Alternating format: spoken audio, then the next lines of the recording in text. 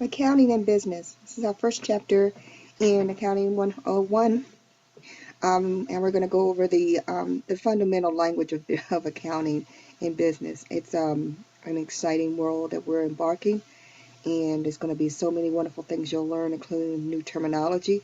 But let's begin with the importance of accounting, and for 20 years that I've been doing accounting work, over 20 years actually. The really fundamental driving force of accounting is the user. We are preparing information, tracking information, recording information for the sole purpose of guiding them in making decisions. So it's for the users. But it also provides an excellent opportunity for individuals for a job or career, which is so broad and varied. It's so much you can do in accounting. So there's lots of things we can do. The fundamental accounting includes the ethics component, but it includes GAAP. GAAP is our generally accepted accounting principles, and it is the code that guides how we record information, what gets reported, and the basic terms used in recording various transactions. So it's important for us to understand GAAP if we know nothing else. But there are also international standards which very much differ from accounting. We will talk about the differences later. The accounting and business talks about also transactions, how to evaluate these transactions, how to record them and what they mean and how they are shown in financial statements. And obviously next is going to be the financial statements, including the income statement, statement of owner's equity, and it's also balance sheet and statement of cash flows. We'll talk about each one of those, and it'll be discussed in great detail in future courses. So why is it important? Accounting is important because it identifies transactions and events. It is a record keeper, essentially, and it is a communicator. And we'll talk about those various different roles in greater depth over the course of the semester. But know that we have to record sales. Apple Computer has to record their sales, so they identify when a transaction has occurred, when a sale has taken place, and we record that in transaction. In which case is recorded in the time that's required by law or by GAAP, and it communicates this information to users like the board, the bank, and any other external party. Users of information. Users of our financial information includes internal and external users. Accounting is the business language. It truly is. Even though you may not become CPAs in your future, it is very important to have a basic fundamental understanding of accounting and what it does and what it doesn't do, and the language. So we'll be talking about a lot of terminology in this course. Okay, it is called the language of business because every organization has the set up an accounting system to communicate that data to help make better decisions. So it serves so many different users, both internal and external. Internal users are obviously going to be the managers of the organization, sales staff, or budget managers, or controllers. But external is going to be banks and auditors, governments, lenders, consumer groups.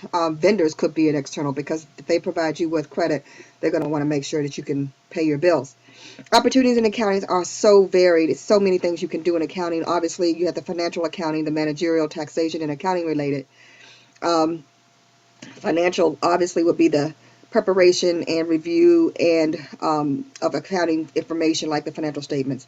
Managerial will be analyzing costs and trends and evaluating organizational efficiencies, including internal auditing, budgeting, and consulting. Treasurer is also a managerial position because they oversee the functions of the treasury function, which is very high level occupation.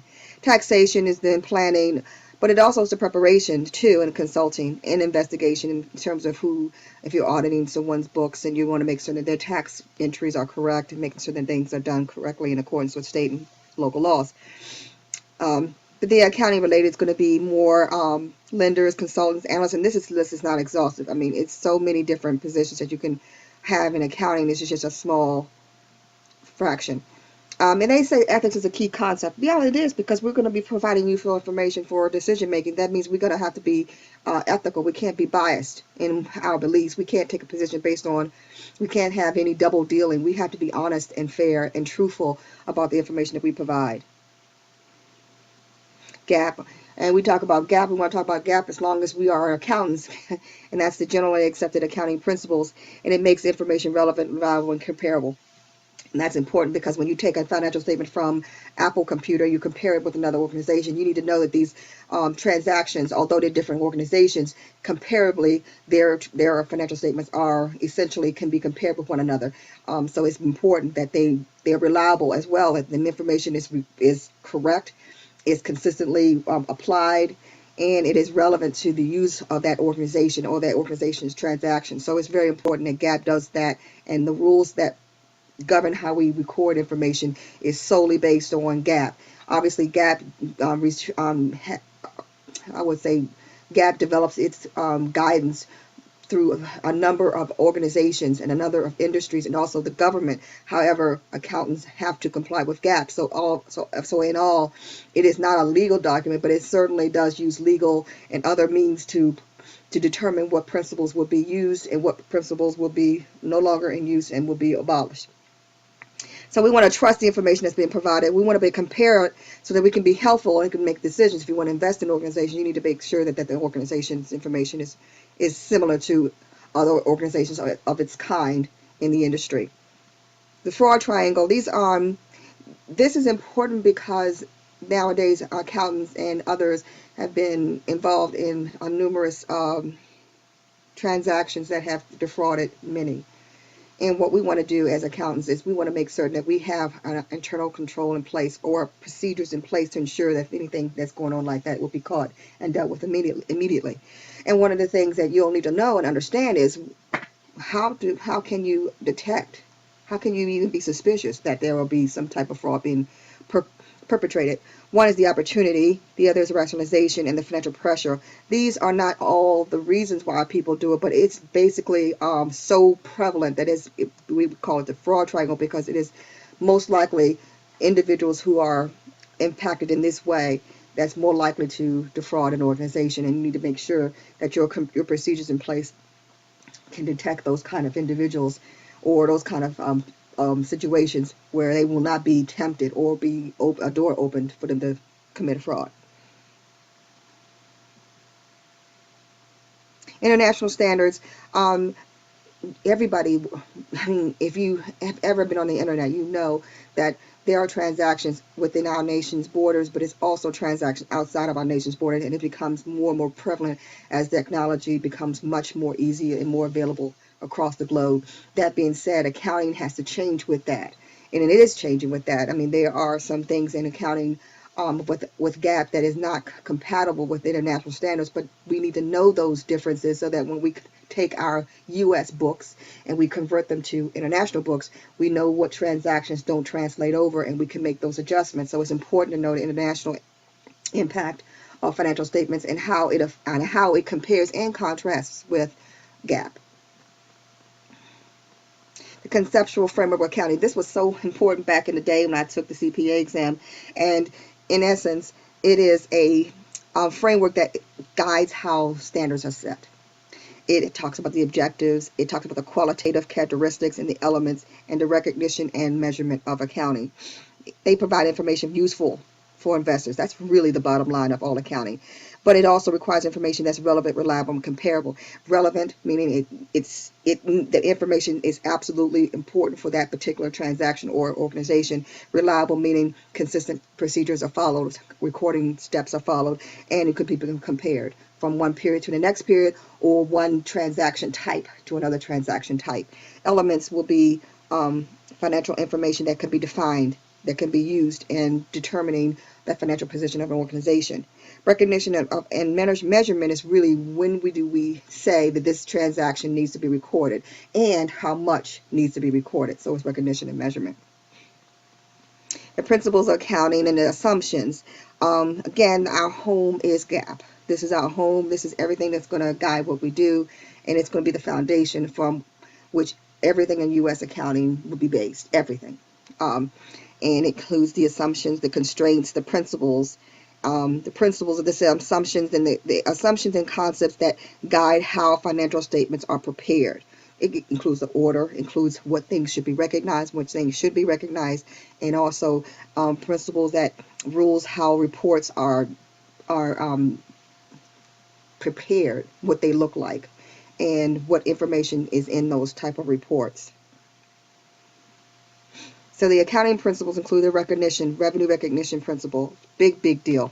We will talk about this in so much detail later, but just get the overview at this point.